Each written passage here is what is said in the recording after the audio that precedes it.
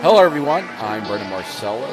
This is the Auburn Undercover Roundtable. I am joined by Ron Sanders, Philip Marshall, and Keith Niebuhr, all from AuburnUndercover.com. This is our roundtable in which we just sit around and discuss the goings-on of Auburn. And here it is, December. Football season's over, so it's pretty quiet. Not a thing's going on. Oh, wait, hold on.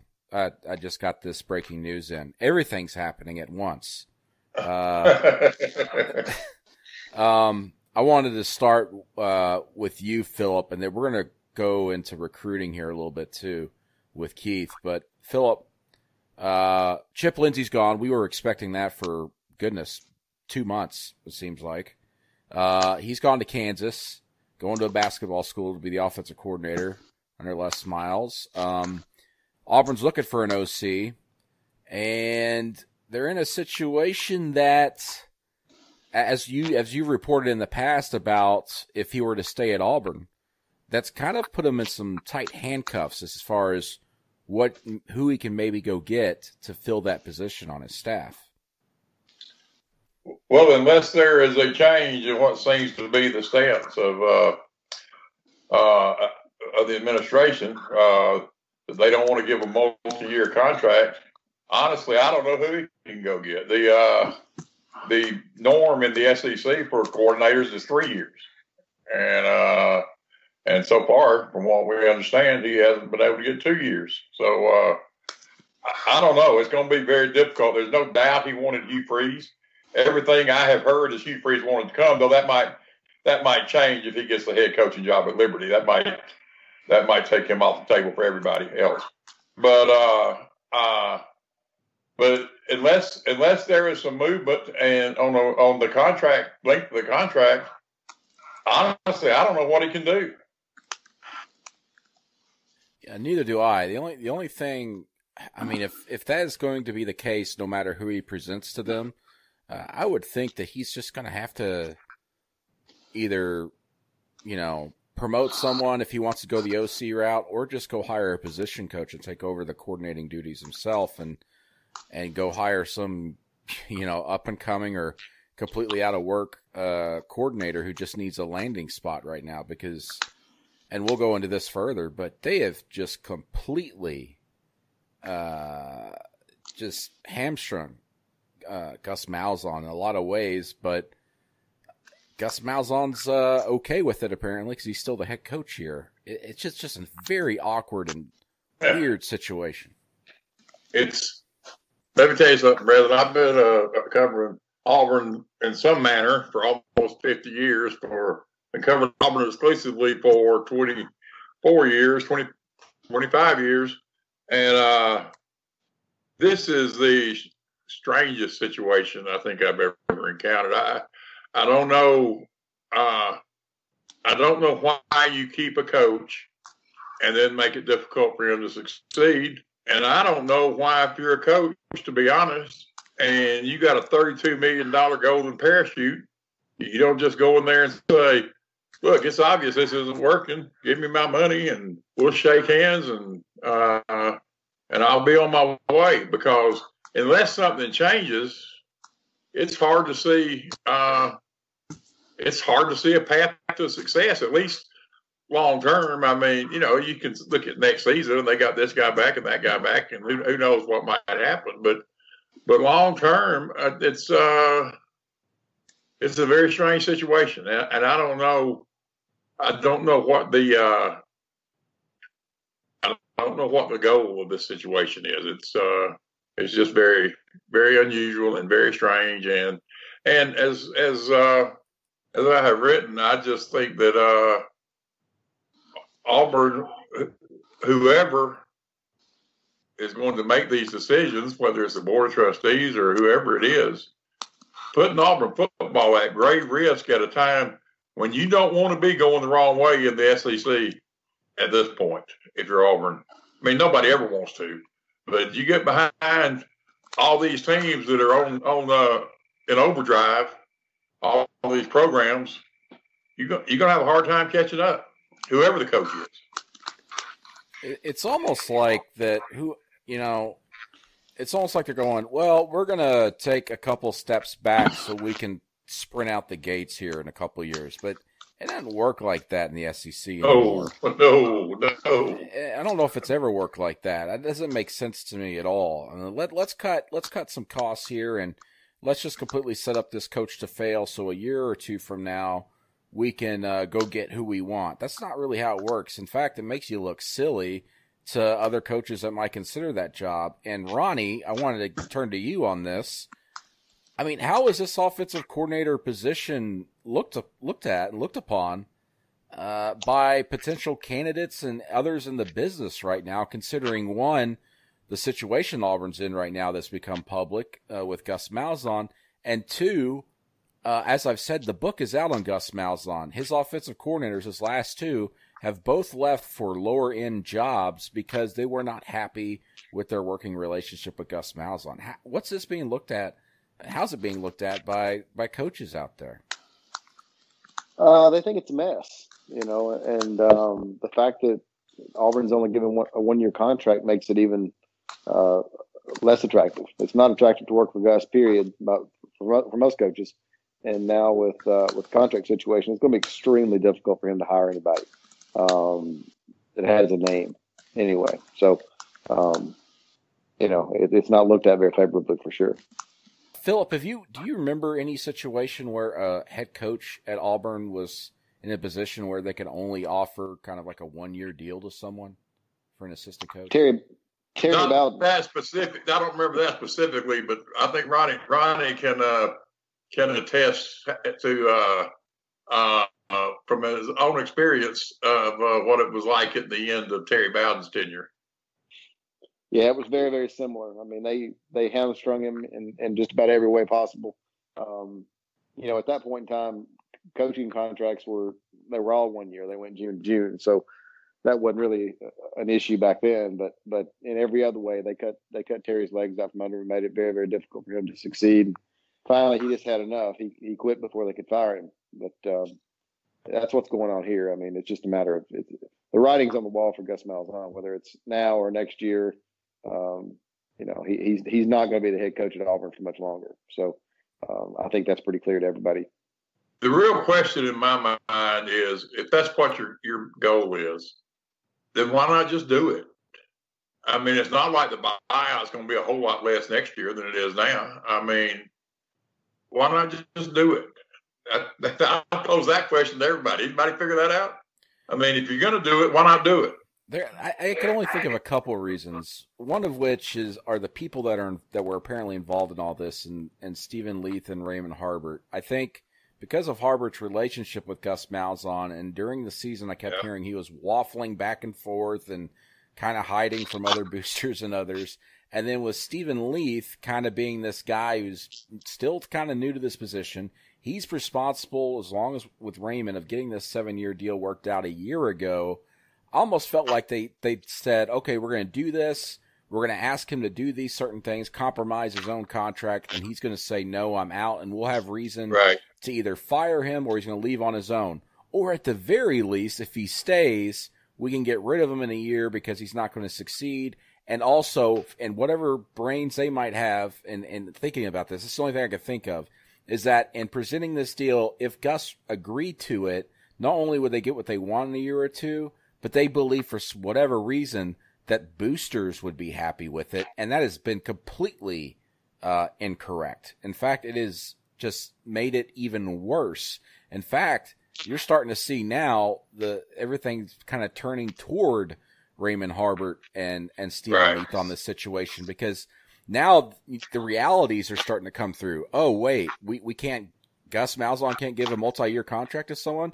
No, that's something that they discussed. So whose fault is that? That's the administration's fault. That's not Gus Malzahn's fault. What's going to happen if, say, Tim Horton or J.B. Grimes or someone else on staff leaves? What then? I mean, he's in a situation where if he's only allowed to give 1-year contracts and they're telling him, hey, if you want to give him more or whatever, I can't confirm this, by the way. If you're wanting to give him more, you're going to have to take it out of your original buyout and decrease it further. What does that really accomplish at all? This isn't, you're not giving a coach a gift card to run a program. That's what they're doing. They're giving him a gift card to run a program and say, that's all you get. That's all you're going to get, and that's it. Well, it doesn't make sense. When I wrote about this situation last week, and people kept saying to me, well, that doesn't make any sense. And I kept saying, hey, I didn't say it made sense. Yeah. Because it doesn't make any sense. And so here we are, and the reality of it is setting in, and it's an unworkable situation. And that's what I meant when I said, well, they don't go in. I think the whole thing was predicated on giving him an offer that he couldn't accept. And I don't know of anybody who knows outside of the people involved exactly what in the end he accepted or didn't, or whatever, if he reduced his buyout or what. But just based on the things I heard last week, what you just said makes sense that they would say, and I'm like you, I can't say this happened, but that they would say, hey, you want to give him a 2-year contract? You guarantee the second year.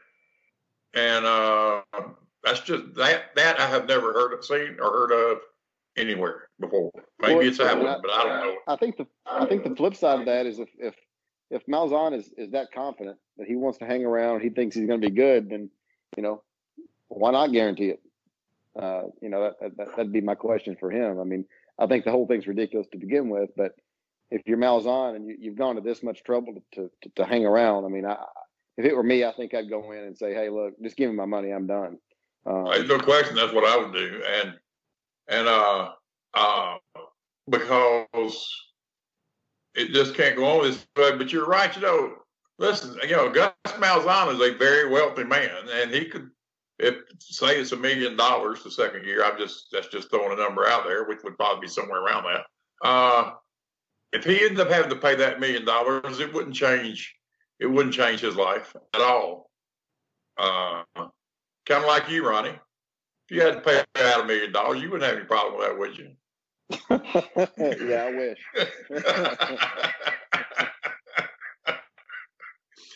But it's going to be interesting to see where it goes, because I just, maybe in the end he'll be willing to do that, or maybe he won't, and we'll end up seeing them hire a young or unknown offensive coordinator, or maybe he'll just say, hey, I'm going to be the offensive coordinator. And maybe that's better. That would be a better situation than what they had last year with the whole Gus Chip connection. I'll say that. Anything would be better than last year as long as there's just one voice. Right. Because that was a complete mess. And, I mean, I wrote this in my 3 things I know column. I mean, he couldn't stand working here anymore with Gus, and he wanted out. He didn't think he could go another year doing what he was doing with that relationship, and he's gone. And other coaches in this business all know what happened to Rhett Lashley, and they know what happened to Chip Lindsey. And Gus, even if he did have a multi-year contract offer someone, would probably have a difficult time bringing someone here whose name is not Hugh Freeze. Right, no because question. I think he would give Hugh Freeze more autonomy, or as close as you can get to autonomy, as an offensive coordinator here, as compared to, say, an Eli Drinkowitz, who's worked for Gus and knows exactly what's happened to Rhett and Chip Lindsey. Or even a Bobby Bentley, who, his son's going to be a senior next season at South Carolina, so why leave there? But apparently he is interested. I think Gus is in a difficult situation right now, and I think this whole thing, not necessarily he's been encapsulated by this, but just kind of another symptom is, for example, Tuesday they are trying to land Kelly Bryant, the Clemson transfer quarterback, and so Gus is handling the entire recruiting process of that.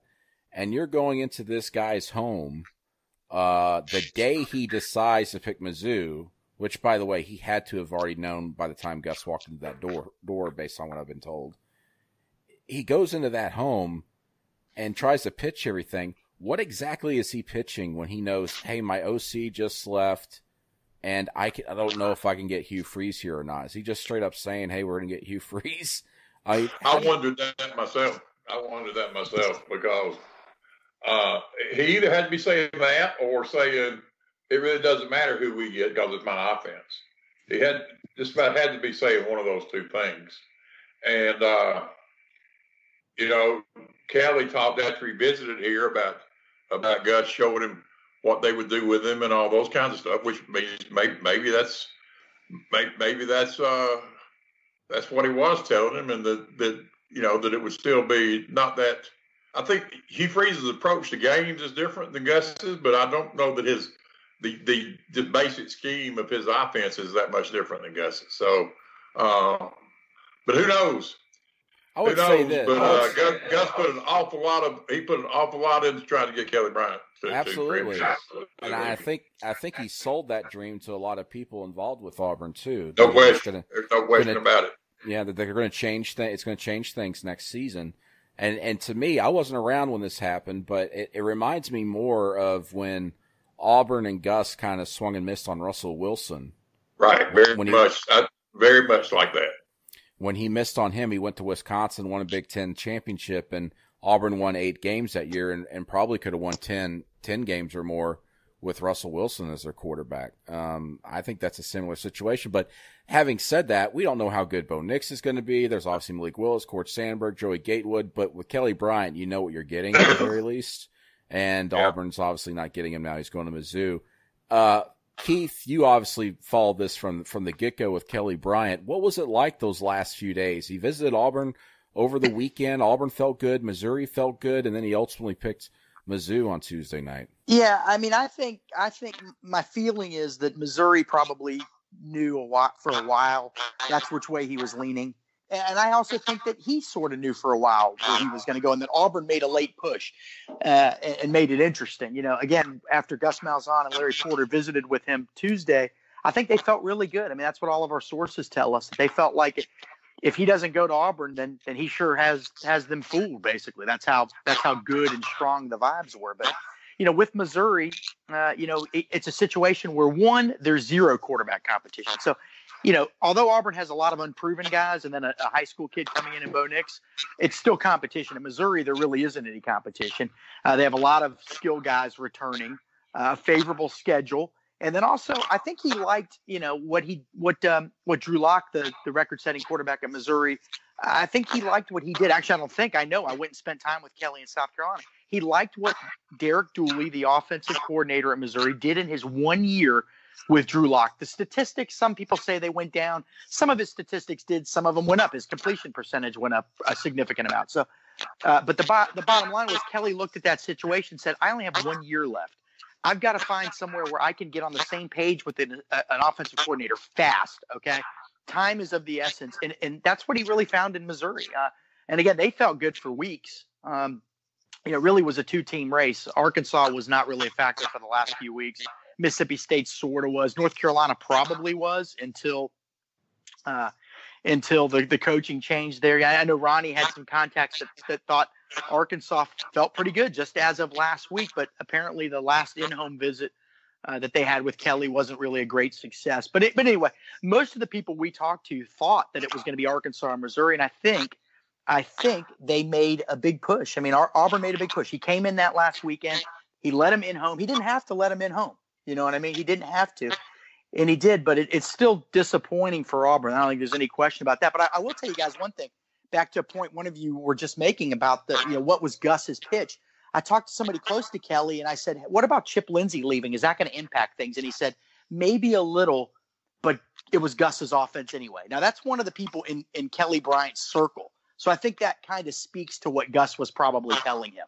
Now, I'm not saying that was the case when Chip was there. I'm just telling you what was relayed to Kelly Bryant. Well, there you go. For anybody out there hoping the offense is going to change next season, I don't know if you're necessarily going to get that.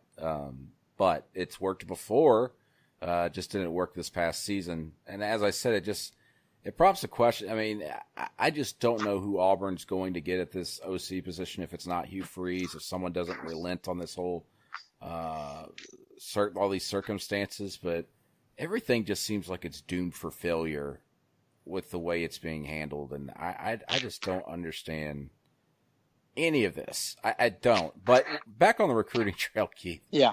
We got some news Wednesday night about a certain player that Auburn fans were kind of afraid that might be decommitting from Auburn.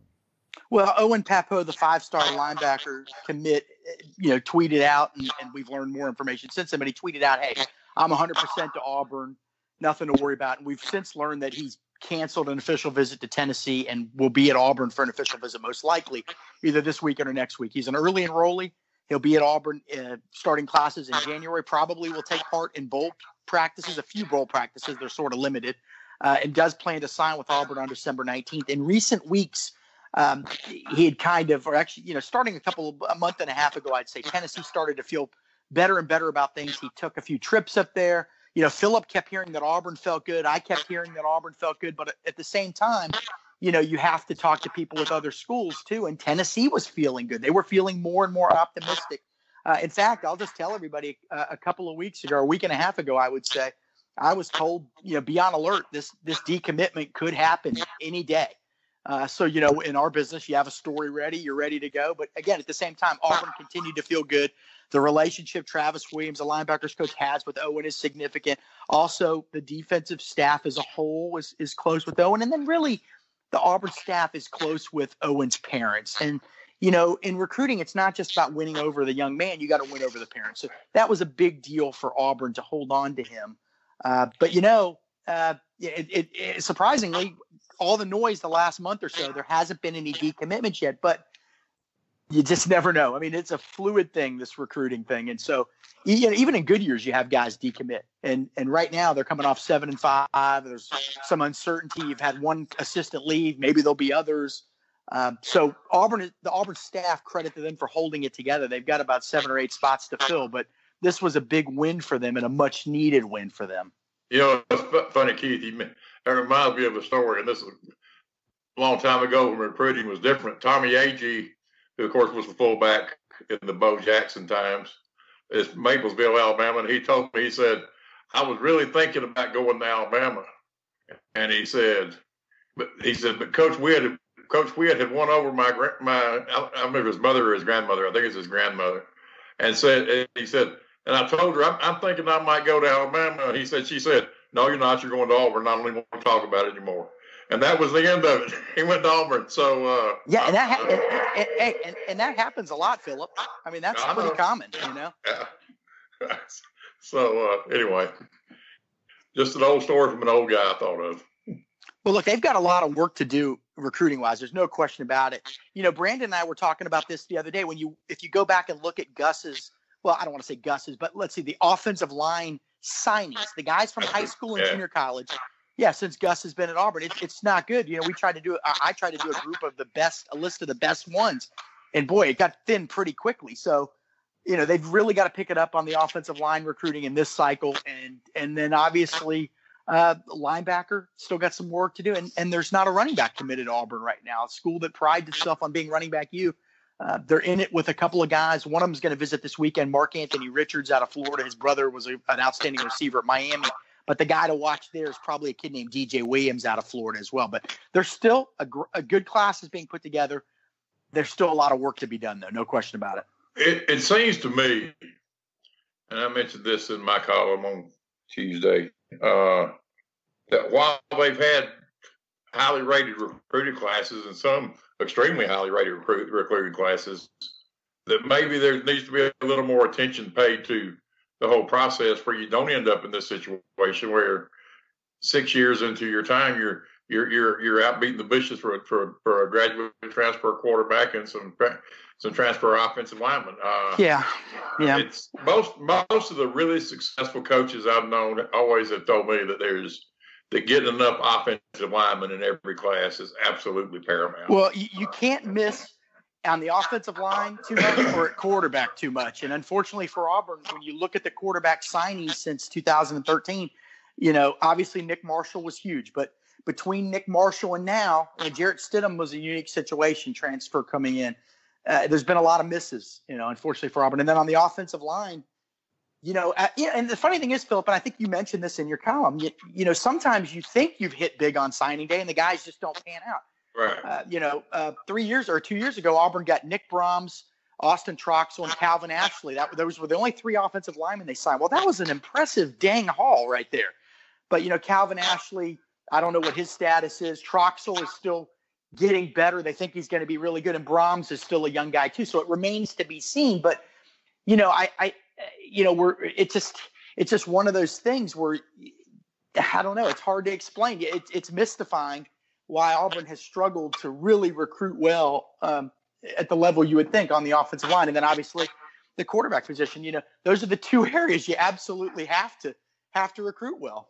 Well, and the thing about it is, and it's certainly true of offensive linemen, and sometimes true of quarterbacks too, it's difficult to go sign offensive linemen that are ready to walk in and play. Oh, yeah, absolutely. I mean, there are those who do, but they're not many. And so in order to have time for these guys to develop, then you need to have guys in front of them and behind them. And it seems like that's kind of where they come up short. And listen, I don't think there's no doubt in my mind that the biggest difference on Auburn's offense between the 2017 season and the 2018 season, when 2017 they had a great player in Braden Smith. They had a guy who's still in the NFL in Casey Dunn. They had Austin Golson, who could play every single position and play any of them well, and they just don't have that now. And I think that, and as a result, they weren't able to run the ball nearly as effectively as they always have, and then everything else that happened. You make a good point. I don't want to go on and on, but you make a good point. On signing day a few years ago, Auburn signed in the same class Caleb Kim, Tyler Carr, Bailey Sharp, a couple other guys, and you're thinking, oh my God, they beat out Alabama and Georgia for these guys, and some guys pan out and some guys don't. I mean, it's just those are developmental positions, those offensive line spots, and you really just don't know. There's uncertainty with every position, but really with those positions. Well, meanwhile, Auburn is going to start preparing at some point for the Music City Bowl. I know fans are super excited. But they have to face a dangerous Purdue team that their defense isn't very good, but everybody remembers them just absolutely dismantling Ohio State just a month or so ago at home. I question how many Auburn fans are going to show up to the Music City Bowl just a few days after Christmas with everything going on, and also wonder who's going to call plays. My guess is it's going to be Gus Malzahn calling plays at that game. I will say this: they'll have more people at Music City Bowl than they would have had at the Texas Bowl. Yes, because at least that's an attractive place to go. A lot of people like to go to Nashville, but I mean, it's not going to be. They're not going to swamp the stadium by any means. I'm with you. I'm guessing Gus Malzahn called plays, but because of the date of the game, the limited amount of practice time they have, I just don't know how. Even if you hired an offensive coordinator today, I don't really know how you could make that transition in time for that game if he's doing anything different than what they're already doing. And but I just, I think in some ways it's not unsimilar to last year. Purdue is really excited to be in any bowl game. They're excited because their coach turned down Louisville and decided to stay. They're playing an SEC team. And Auburn, on the other hand, is nowhere near where they thought they would be or wanted to be. They never dreamed that they would be at the start of this season. They would be playing in the Music City Bowl. And so it's going to be a challenge to get those guys to match the excitement of who they're playing. And they couldn't match the excitement last year, and it showed. Auburn playing yet another black and gold team in a bowl game. In the home of, well, not the stadium home, but in Nashville, the home of another black and gold team. That doesn't seem fair. That seems like that's not fair. I'm told that it's all a conspiracy. The Big Ten is going to make sure they win the bowl season this year. It's just not a. I mean, the matchup is interesting to me. It definitely is, especially that offense of Purdue's, and then also just the storyline of Jared Stidham. It's his last game for Auburn in Auburn uniform. A lot of seniors going out, and several juniors on that defensive side as well that are probably going to be deciding their futures soon, as well as whether they go to the NFL or not. Be interesting to watch them, but hovering over it will be just questions about the future for Gus Malzahn. Even, here's the thing. I was joking with someone. They make the bowl announcement, and other than a statement, which, Gus Malzahn did not say that statement word for word because human beings don't speak like that. No one who is employed by Auburn said anything about the Music City Bowl other than Bruce Pearl on Twitter. Which I found kind of funny, but it just kind of showed you just how hunkered down the football program is right now. And one, with Chip about to leave, and two, them trying to get Kelly Bryant and really focusing on recruiting and everything. And I definitely would think that the response would have been much different if, say, they went to a New Year's Six bowl once again or something like that. But or even like a Florida bowl or right. a next level down bowl from the New Year's Six. But yeah, I was surprised there wasn't more to it. It seems like there was more response to the Birmingham Bowl a few years ago than there was to this one. And I wonder, players are not oblivious. They see that.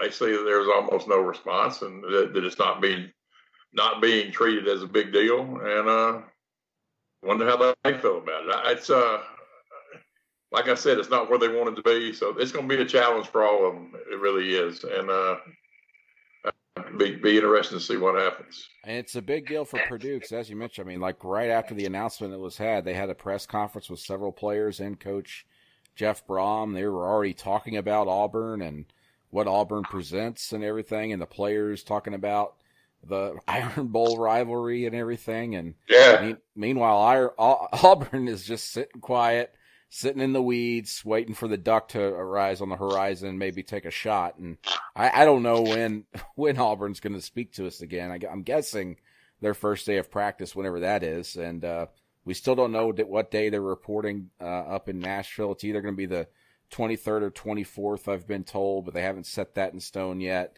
So just a lot of waiting around and a lot of coaches on the recruiting trail right now. And then also, Philip, I want to talk to you a little bit about this. That Appalachian State job's open right now. And Tim Horton, I would think, would be the perfect fill for that job. But as we know, a lot of folks want to go hire a young offensive coordinator or defensive coordinator, someone to come in. They rarely go hire a position coach to lead someone. And Tim Horton's open to the idea of being a head coach. And here's the thing. Horton helped build that Appalachian State program. Right. He was there for 8 years, from 1990 to 1998. It was his first start in coaching. He was so involved in it, he would sleep in the athletics department at night on a spare couch that they found in an athletic suite of some sort, until one day the janitor caught him there. And actually, no, it wasn't the janitor. It was the athletics director. And he had to leave. And, he's just – Appalachian State's kind of in his blood. It's what formed him into who he is today as a coach. And I think it'd be a darn shame if he doesn't get a shot in a nice, solid, equal interview for that job, considering everything he's done at every program he's been at, whether it's Air Force, Arkansas, and now Auburn. Tim Horton, better known as about the nicest guy in the whole world. He really is. And I think he's a heck of a coach. And, he could have had the Georgia Southern job after his first year at Auburn, but he had promised, I think, his daughter that they wouldn't move again until she graduated from high school. And that tells you right there what kind of guy he is. So he turned it down. And I think he's an outstanding coach, and I think he has all the intangible things you look for in a head coach. I agree with you. I think it would be a shame if he doesn't get a real shot at it, because I got to believe an athletic director that sits down in front of Tim Horton is going to come away impressed. Yeah, no doubt. And then I also wonder, Scott Satterfield, the coach that was at App State, he left for Louisville. If that doesn't work out, does Scott Satterfield reach out to Tim Horton about a position on his staff, I wonder? It's no secret, and I'm almost hesitant to say this, but it's no secret that the offensive coaches, at least some of the offensive coaches at Auburn, are not overjoyed with the way things are, and I think they would be certainly willing to listen to a job that was attractive to them. Scott Satterfield, by the way, the reason why I mentioned his name, why that even makes sense, Tim Horton recruited Scott Satterfield to Appalachian State. And obviously Satterfield now the head coach replacing Bobby Petrino at Louisville. Isn't it crazy how coaching works out just in the span of like 5-6 years, Philip? It really is. I mean, Bobby Petrino, remember him? And now he's out of work and probably never land a big coaching gig again in his life. Probably not. Well, that 2013 season, Auburn fans were worried that the Gus would leave the NFL, and now he's in the circumstances he's in. It doesn't take long. These guys make so much money. People who I'm just talking about ordinary fans that go to games have to spend so much money just to buy tickets and go watch the games that they don't have much patience. And if things go bad at a place where expectations are high, then the seat gets real hot real fast. Ronnie, what's going on nationally? There's jobs have been filling up quickly. We've seen Mike Loxley going to Maryland. Mel Tucker was officially introduced there at Colorado. What else is going on nationally on the coaching scene as far as jobs coming open, jobs that might be open, and just the chatter going around? Yeah, you got a coordinator job open at offensive coordinator job open at North Carolina. You've got Kansas State looking for a head coach. You got Louisville that just hired the head coach at Appalachian State. You got App State looking for a coach. USC just hired Cliff Kingsbury today. So there's a little bit going on out there. I would imagine there's going to be a lot more after the early signing period. It's not really fair to the kids that are signing, but unfortunately, that's kind of the way it works nowadays. That really bothers me, and I said that to a coach a week or so ago.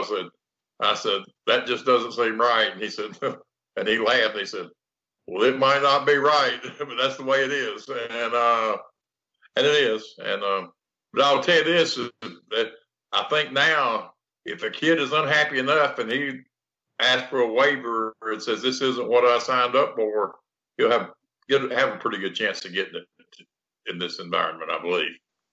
That's interesting. I always wondered, like, what kind of power could a player have in these new and changing rules and everything? Because everybody's saying, hey, the 4-game redshirt rule needs to change and everything.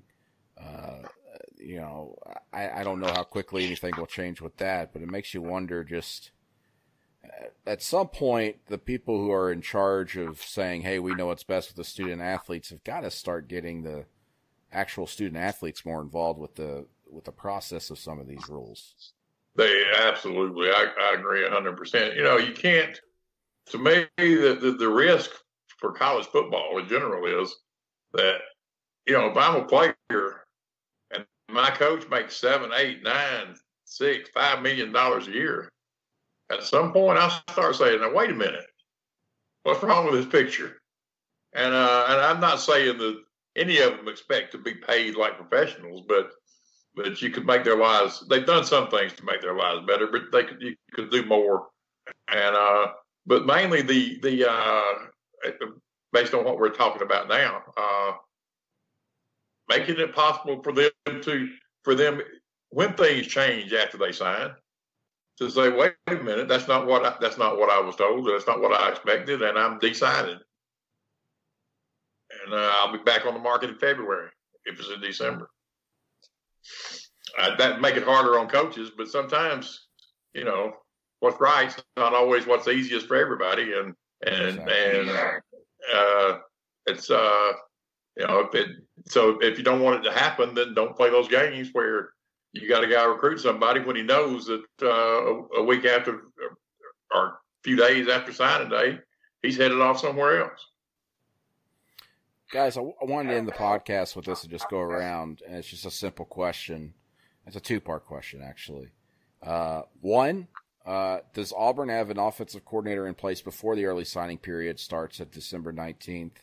And two, will Auburn fans be happy with that hire? Whoever wants to start, go ahead. Yes and no. Okay. Yeah, I would have to agree. I would have to agree with Philip. I just think unless something drastically changes in the rules they've kind of laid out for Gus, it's going to be really hard for him to hire somebody, which means that the fans probably aren't going to be real happy with it. So again, I would have to agree with Philip. Yeah, I'm going to agree with them as well. And I had a college coach reach out to me tonight and said, what good OC is going to walk into the fire at Auburn on a 1-year deal? And I mean, that's obvious. But to hear it from a coach, you know that, and this guy's the coach that's kind of going places too. He gets how hard it would be under that circumstance. But I'm in agreement with all you guys on that one. I agree with that. And I heard from a coach before Chip left, and then even after he left, that this is a situation where folks, even in their type of position, where they're at lower schools, probably would not seriously consider a deal there unless they were giving some promises in writing. And Auburn's not going to do that. And obviously, they're not offering multi-year contracts, it sounds like, for at least for the time being. And that is just that's just completely setting everything up for failure, whether it's the offense itself, and then obviously the head coach, the football program, and I would venture to say the administration at Auburn, because at some point you're going to keep doing this, and it's going to damage things so much that it ends up damaging you. So. I think part of this is that, you have people in positions of power that have to approve things, and some of those people are among those people who don't want Gus to be here. So they are trying their best to make him not be here. And that's just a really bad way to do things. It's there needs to be a singleness of purpose and to come to a consensus and do it, as opposed to having, by all accounts, the president listens almost exclusively to one person, who is Gus Malzahn's friend. And so that's where we are. And believe me, I'm not saying Gus Malzahn should be fired. I've never said that, and I'm not saying it now. But it needs to be here with full support or not be here.